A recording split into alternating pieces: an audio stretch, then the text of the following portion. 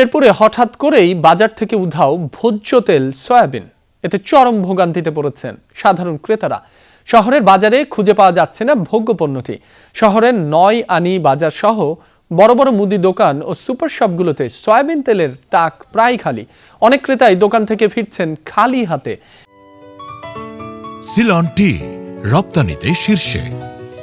ব্যবসায়ীরা বলছেন, চাহিদা অনুযায়ী কোম্পানিগুলো তাদের কাছে পর্যাপ্ত পরিমাণ সয়াবিন তেল সরবরাহ করছে না। সে কারণেই তারা খুচরা পর্যায়ে বিক্রি করতে পারছেন না। বরগুনার পাথরঘাটায় ১৮০টি ড্রাম থেকে ৩৬,৭২০ লিটার মজুতকৃত ভোজ্য তেল উদ্ধার করেছে র্যাব।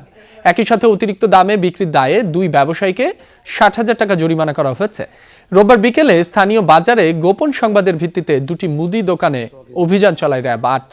এ সময় দয়াল এন্টারপ্রাইজকে ৪০,০০০ এবং খাতিজা এন্টারপ্রাইজকে ২০,০০০ টাকা জরিমানা করে র্যাবের ভ্রাম্যমাণ আদালত। এছাড়া মাদারীপুরের একটি গোডাউনে অভিযান চালিয়ে ৩৭,০০০ লিটার ভোজ্য তেল জব্দ করা হয়। এক ব্যবসায়ীকে ৪০,০০০ টাকা জরিমানা করে ভোক্তা অধিকার সংরক্ষণ অধিদপ্তর।